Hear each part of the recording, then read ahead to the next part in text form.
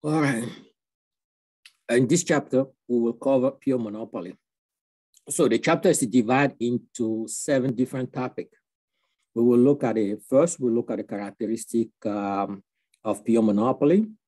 We will discuss the barrier that create and sustain monopoly, how monopolists view the demand.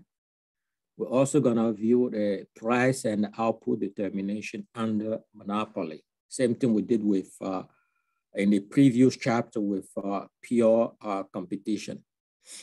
We will look at the economic effect of monopoly. We'll talk about price discrimination and how government regulate monopolies.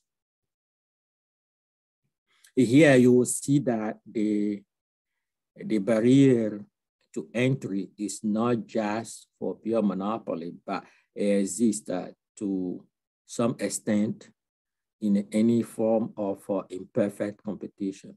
Right? When we mean imperfect competition, I'm talking about oligopoly, monopolistic competition, and pure monopoly, of course. We're also going to talk about the concept of natural monopoly in this chapter. The output price and output determination by monopoly, you will see that it coincides exactly with marginal revenue equal marginal price, marginal cost, equality that we established in the previous lectures. Okay, so we're also gonna, at the end, we're also gonna look at the case of price discrimination and its effect. Of course, we will elaborate on that. Also, the chapter gonna cover some basic issues involved in the regulation of public service, a monopoly. And the last word, just to show you how some internet retailer collect consumer data today to be able to design a personalized pricing for those consumers. What I mean, you see, you collect all those data and artificial intelligence go through it to be able to personalize pricing for consumer. Okay, so like I was saying, we're gonna cover introduction to pure monopoly. We will look at the barriers that create and maintain monopolies, the monopoly demand, the output and price discrimination. We review the economic effects of monopoly, price discrimination, and how the regulator actually regulate monopoly. So a pure monopoly means that there's only one producer of the good with no close substitute. Okay, since the firm, in the case, is only one firm that represents the industry, the firm is the industry.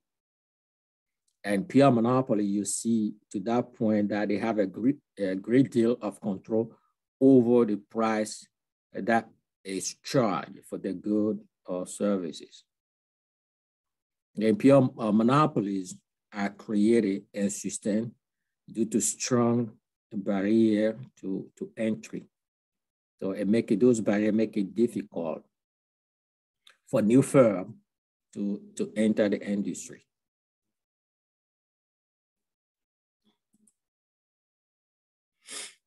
Example of monopoly, a pure monopoly are rare in reality, but there's many examples of near monopolies, right? Example of monopolies or near monopolies today include gas company, electric company.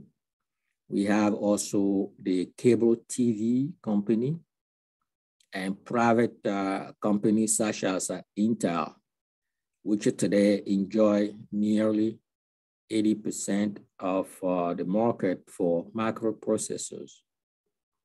We also can point out here Android, right? Today, Android software is installed in almost 87% of the world's cell phones.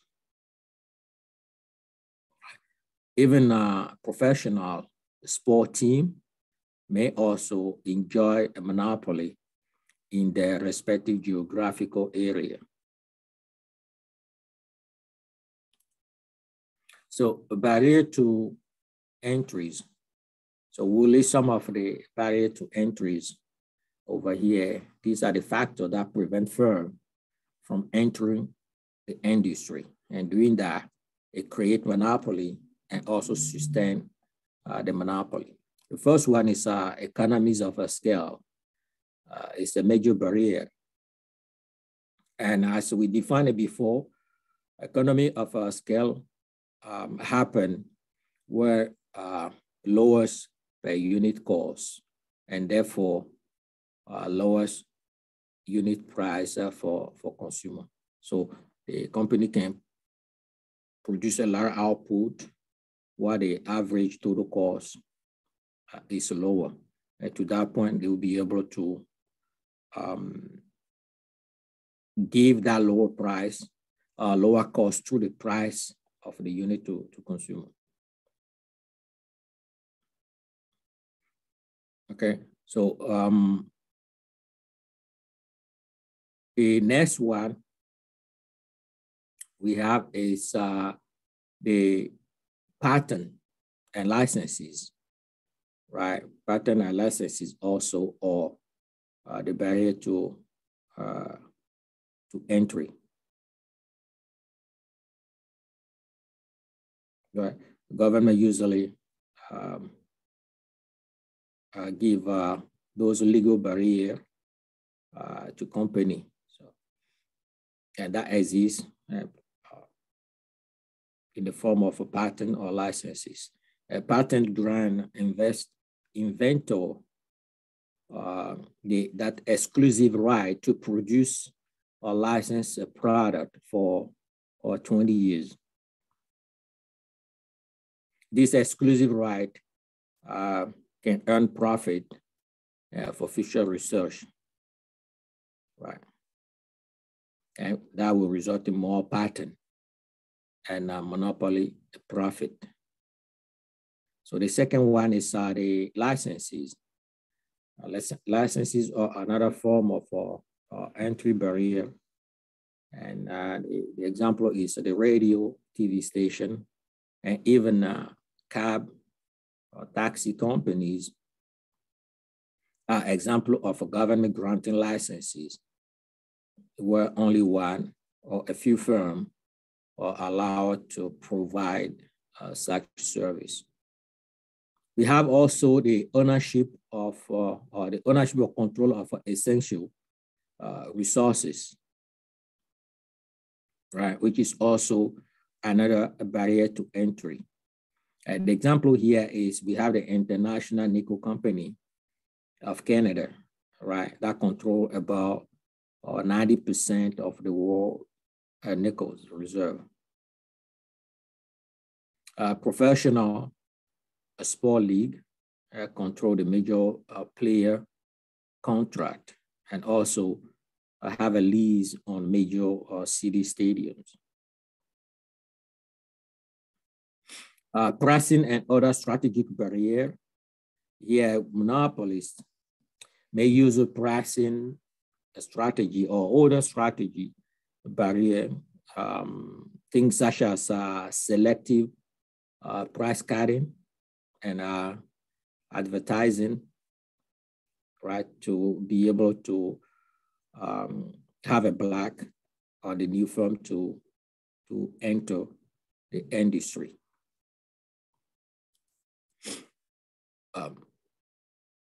This is a case of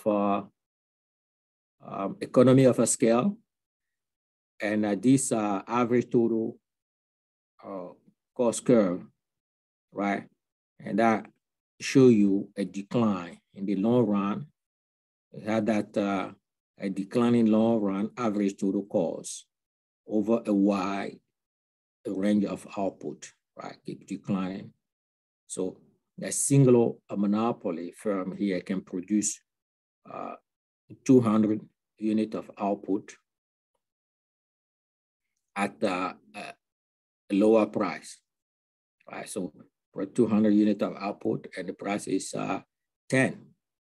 Instead of have two different firms that will produce like, let's say, for instance, 100 and 100. So if we have two firms, they produce 100, you see that the cost is 15 for each.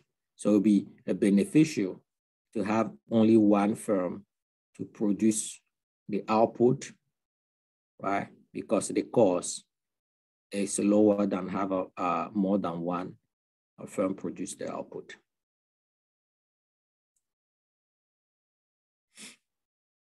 So the following analysis of monopoly demand make three different assumptions that we're gonna use.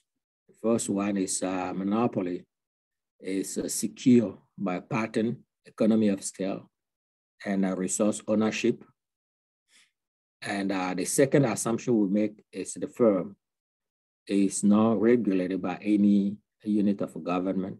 And the third one is a firm is a single price monopolist charging the same price for all units of output. One thing I want to note here is there's no monopolist supply curve because there's not a single relationship between the price and the quantity supply. So it makes it hard to construct a supply curve for a monopolist.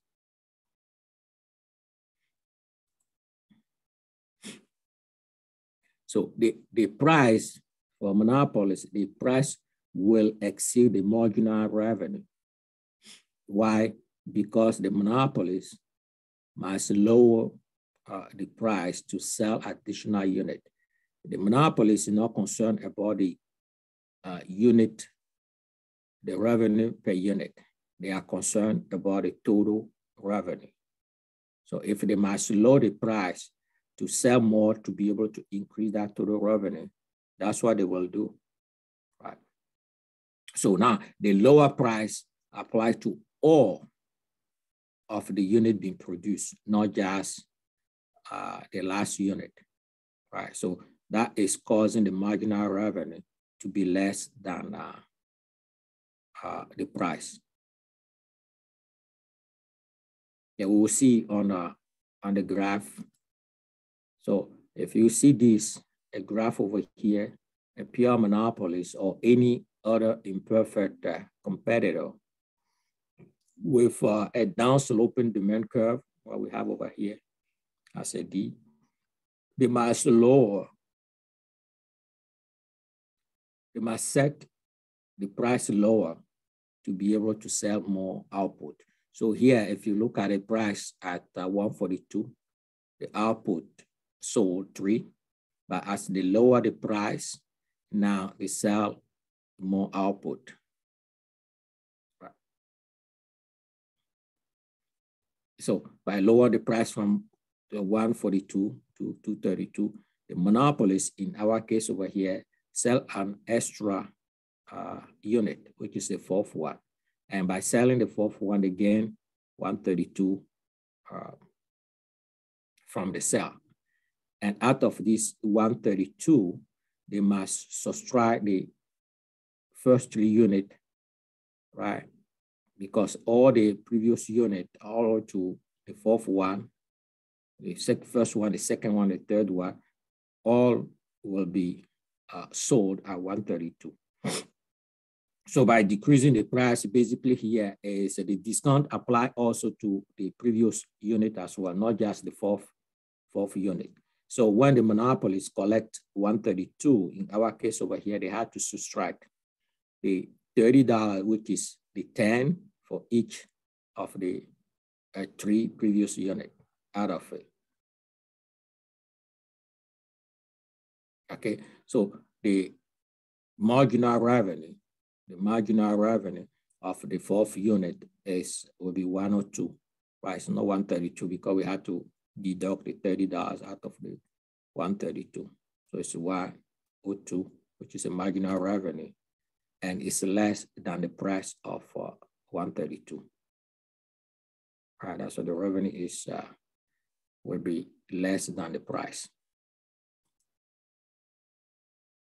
So the MR, as we show, the MR is less than the price after the first unit sold. A price maker here, the price maker is a firm with a pricing power, right, which is the ability to set its own price. The monopolist set the price in the elastic region of the demand curve, right? Because again, they are concerned about the total revenue, right? And the monopolist was setting the price in the inelastic range of the demand curve, because doing so will reduce the total revenue and increase the cost. So this graph over here reflect the demand, the marginal revenue, and total revenue of a pure monopolist. Because pure monopolists must lower prices on all the units sold in order to increase its sale. So to that point, an imperfectly competitive firm marginal revenue curve lie below is downsloping, right, demand curve. So if you look at this graph over here, we split the graph. You can see the elastic region and also the inelastic region, right? So you note that in the elastic region, right, the total revenue increases, right? The total revenue increases and the marginal revenue is positive, right? The marginal revenue is positive. And the marginal revenue here will be 0, right, when the total revenue reaches a maximum. In the inelastic region of the demand curve, right, in the inelastic region, what we realize here is that the total revenue decline, right? The revenue is declining, and the marginal revenue here is negative. Again, here, there's no supply curve for the monopolies. This is because of there's no unique relationship between the price and quantity supply for the monopolies. So now let's look at the case of profit maximizing by pure monopolies. So this graph over here demonstrates profit maximizing by pure monopolies. So the pure monopolies maximizes profit by producing in the same output where the marginal revenue equal the marginal cost. So this is our marginal cost. This is the marginal revenue. Both intersect at this a point, which is coincide with a quantity output of 5. And we say that the monopolists produce, right, output if they want to maximize profit at this equality MC equal MR, right? Here you see that the quantity is a QM, which is equal to 5. Then as you can see, by producing 5, if you project 5 all the way to the demand of the monopoly, you see that by producing 5, the price is 122, right? If you project it to this, the demand curve, the price is 122. Right? And here, this is our average total cost. So, and if projection of a 5, you see that that equal to the average total cost of 94. Here you see that the price is greater than the average total cost. So that means that in our case over here, the monopolists realize economic profit, right? And that economic profit is the difference between the price, the market price, and the average total cost times the quantity we produce. That gives you that economic profit, which is this area, the green rectangular that we have here.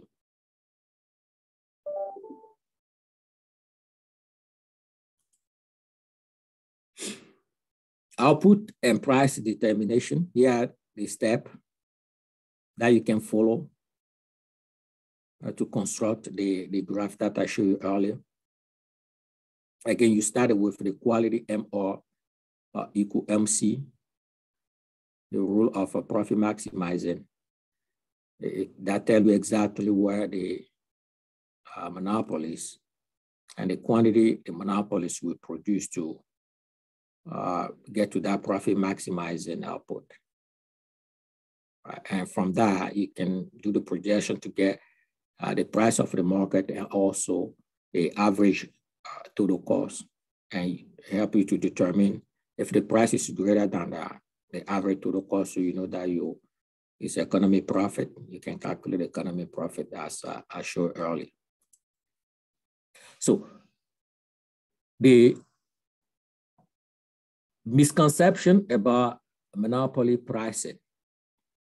So anytime you hear about monopoly, we have that tendency to conclude that they charge highest possible price. That's not the case.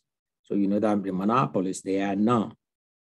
Their logic is not the unit revenue, which is the price by the total revenue, right? The total revenue. So the monopoly does not charge the highest possible price as what you will think, because they can sell much of the output if they charge that higher price. So monopolies is interest in total profit, not per unit profit. Okay. And one thing to also keep in mind here is the monopoly. It's a possibility that the monopolists will earn losses. Right.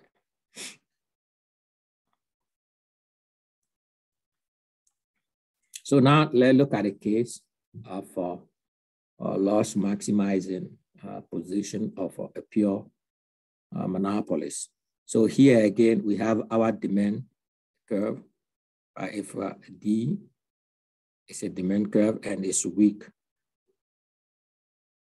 you can see that again, the same thing here. You see the profit maximizing output, which you find by where the MR and the MC curves intersect, and it's our quantity QM. So now, if you project the QM all the way to the demand curve, you have the price of the market, right, PM. And now, same thing when you keep projecting to the average total of cost, you have the unit cost, right, which is A. Here you can see clearly that the cost exceed the market price. And this particular case, right, because the price over here is greater than the average variable cost, yes, the monopoly is gonna produce, but the logic here how to minimize the loss. The monopoly will produce, but will minimize the losses in the short run by producing this QM. And the loss is indicated here by this red rectangle that we have here that indicated loss. Now let's look at the case of efficiency. In this set of graph, we will compare a pure monopoly with a purely competitive market, right? And we're gonna look at the efficiency. If you guys recall when we talk about efficiency for a purely competitive market, we say that the total efficiency happens when the price is equal to the marginal cost, which is allocative efficiency, and the productive efficiency is when the price is equal to the minimum average total cost. And to get to the total efficiency when the producer surplus and the consumer surplus are maximized, we had to establish that triple equality, which is P equal MC equal the minimum average total cost.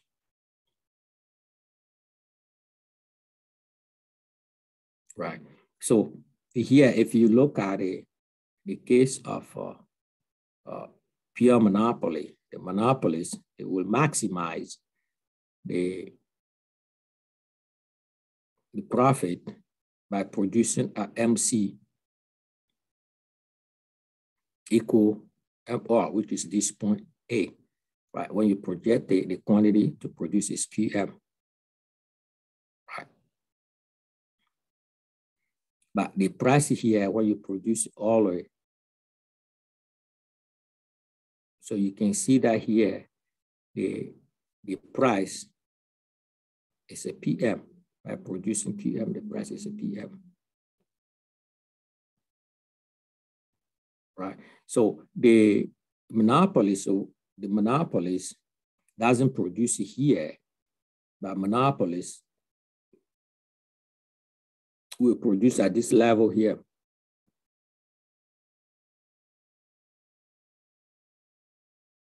Right. So if the pure competition here are producing what we have a triple quality, you see the price. If you project this price PC all the way to monopolist, it should be somewhere PC here, right? And you project all the quantity to produce will be QC, right? Which is not where the pure monopoly or the monopolist will maximize its profit, right? So you see that there's a difference between where the triple quality, where we have the triple quality, and by producing at profit maximizing output, there's a gap between the pure competitive market and pure monopolies. So the output, right, the output is lower, right? The output is lower, QM is lower than QC, right? And also the price, PM, is also greater than PC, right?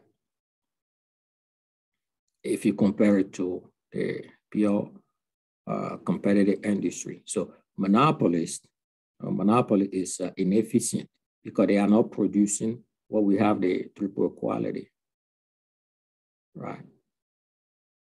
And the output they produce is less than what they could be producing when they are efficient, and the price also is higher than if they are producing at the efficiency level.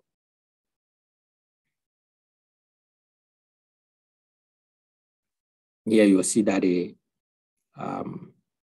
monopolies is inefficient since output is less than what is required to achieve the minimum of the average total cost, which is in our case is QC.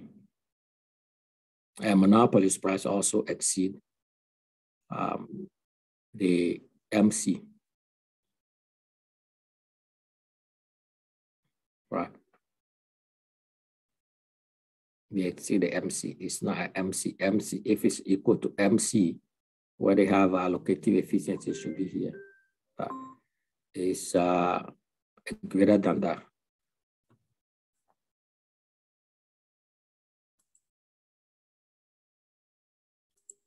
So now let's look at some economic effect of monopoly. Started with income distribution is more unequal or uneven than what it will be under more competitive situation.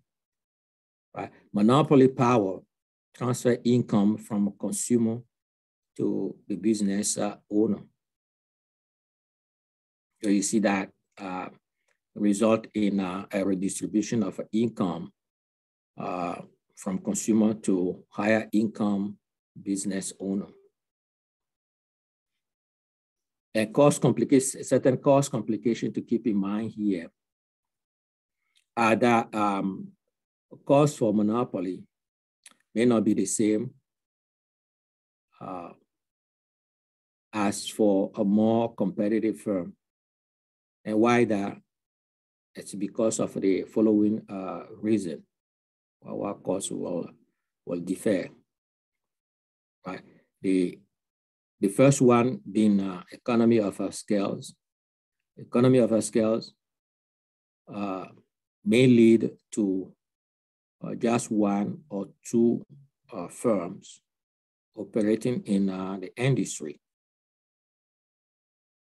right? Because of they are experiencing lower average total costs than many competitive firms.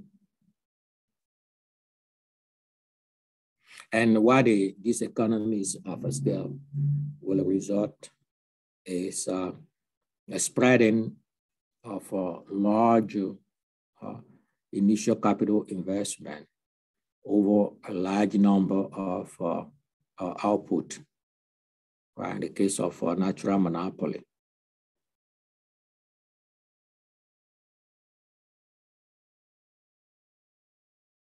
And here we can point out that some firms have been able to achieve extensive economies of scale due to the ability to produce a single product, right? That many consumers can consume simultaneously. And products such as simultaneous consumption is a thing that you produce only once, right? But people can consume it. Once you produce it, people can consume it simultaneously.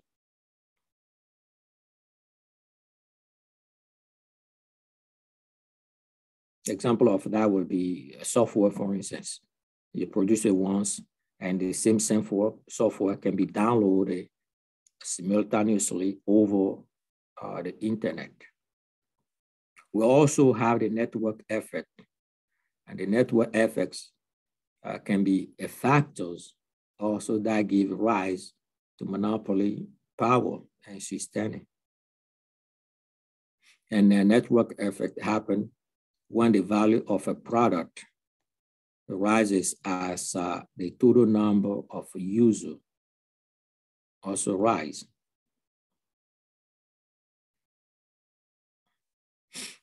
And an example of network effect can be computer software or Facebook, for instance, Facebook application. Right? The more people that use it, the more benefit they have. The more benefit is the product or the service to each person using it. because people tend to use product that everyone else is using, right?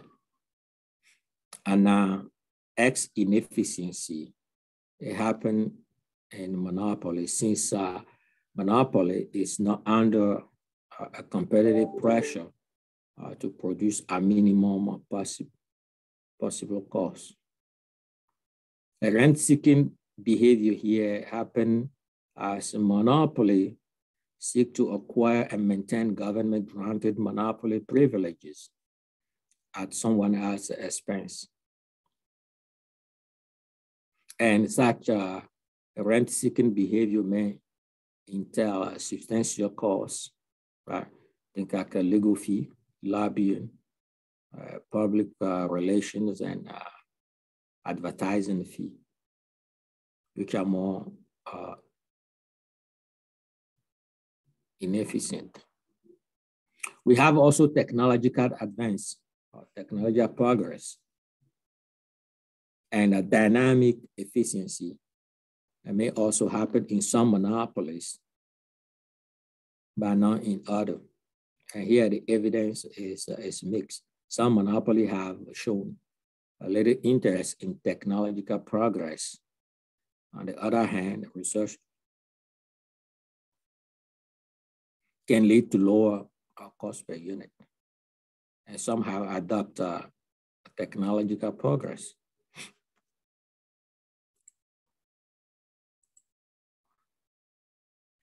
When monopoly power results in an adverse effect in the economy, government may choose to intervene on a case-by-case basis using an antitrust law. If a government feels that it is more beneficial to society to have a monopoly, then the government will regulate it. It will allow the monopoly and regulate it.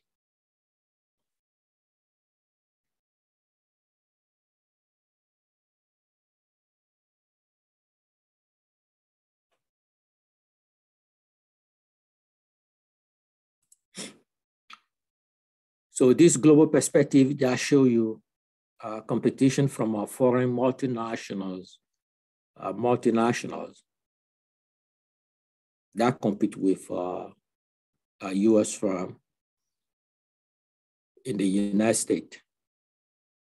Here are just a few of the a few firm or foreign multinational corporation that compete strongly with U.S. firm.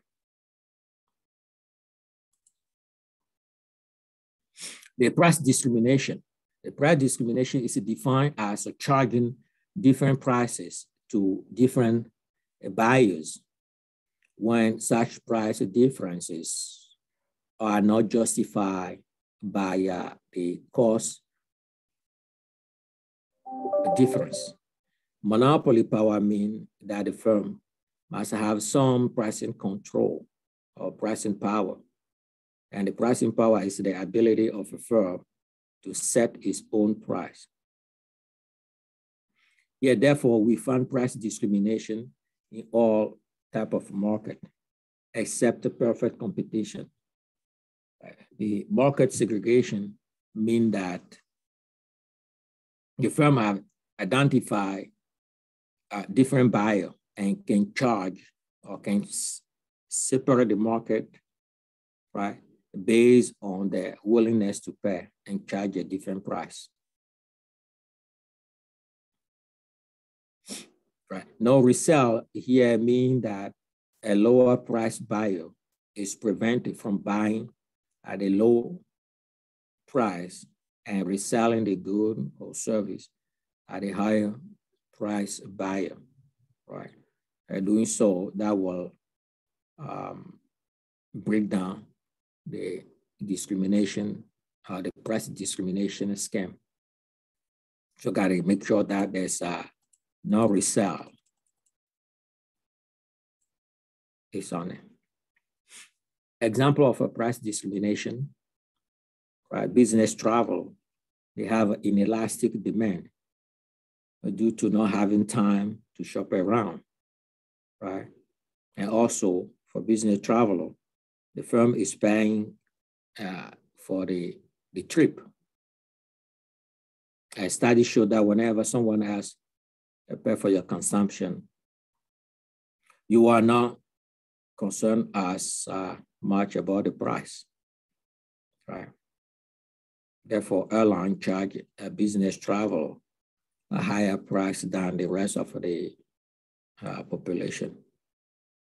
Same thing with for the hotel, right? Hotel will charge business travel a higher rate compared to the rest of the population. We have also the movie theater that charge higher prices for evening show, right?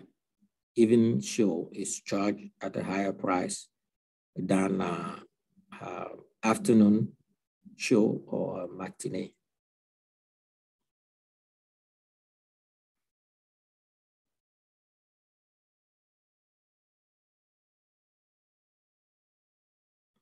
Okay.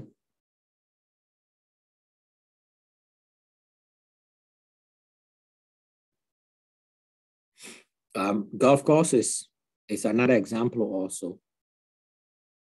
The golf course is another example also. When depend on the day you go to the field, the price is different. Railroad companies, another area when you have also price discrimination.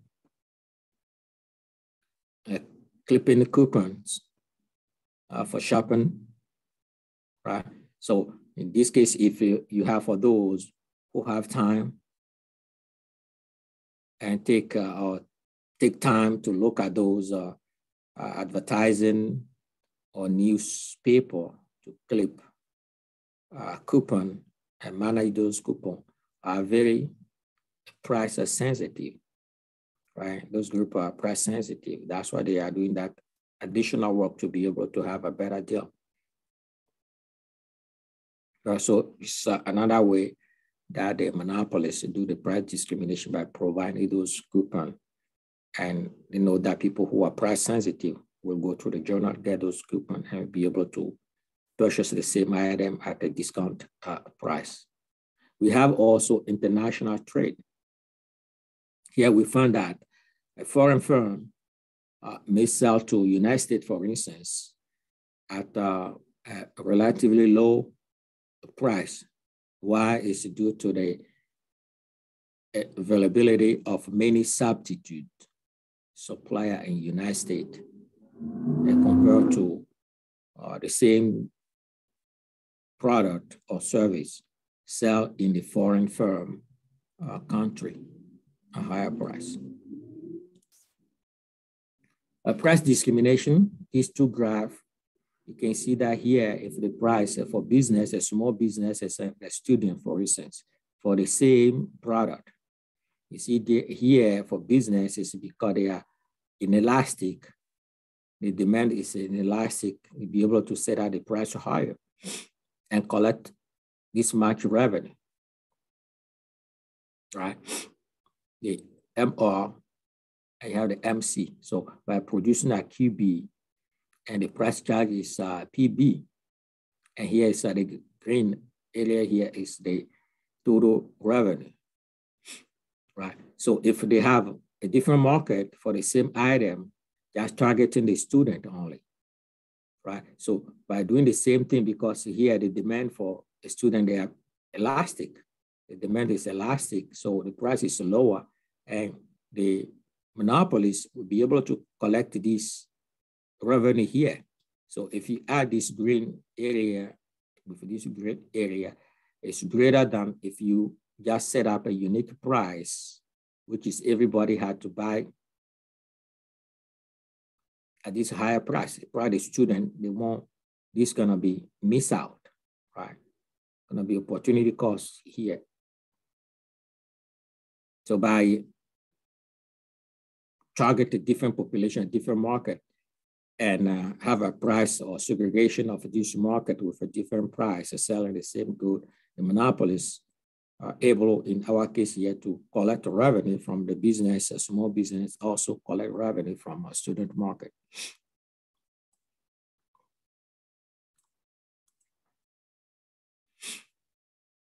how regulators get involved and regulate monopoly. When monopoly power result in an adverse effect in the economy, government may choose to intervene.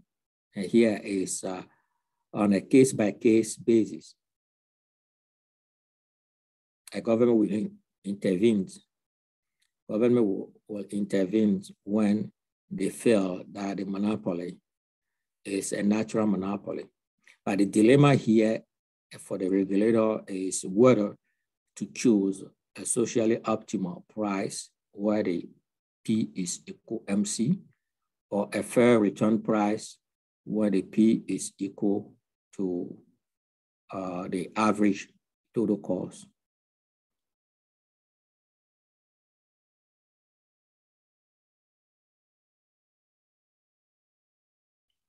Right. PC equal MC, the socially optimal price is most efficient, right? But may result in losses for monopoly firm, which additional government will have to subsidize the firm to be able to survive and provide P equal MC. A fair return price when the P is equal average total cost does not achieve allocative efficiency, but ensure that there's a break even or normal profit. So if you look at it on the graph over here, right? So this is the monopoly price when the M or equal MC. But if this, by producing at this level, have adverse effect on the economy, government will intervene on case by case to set up a price between the fair return price and socially optimal price. As what we alluded to before. The last word of the chapter, right, show you or explore the idea how internet companies collect a vast data online, right? They use those collection. They allow them, those who have a monopoly power, to engage in an individually tailored form of price discrimination. That form of price discrimination is also known as a personalized pricing. Price discrimination is selling the same product to different buyers at a different price when the price differences are not justified by cost difference. Now you can see that online retailer can instead individualize pricing, right? Because they have your data, they have your income level, they know how sensitive you are, and they will set up a price, individual price for you. Because again, the idea here is to be able to increase the total revenue, not the unit revenue. So a very few firms have a substantial monopoly power due to competing salaries for almost any item online.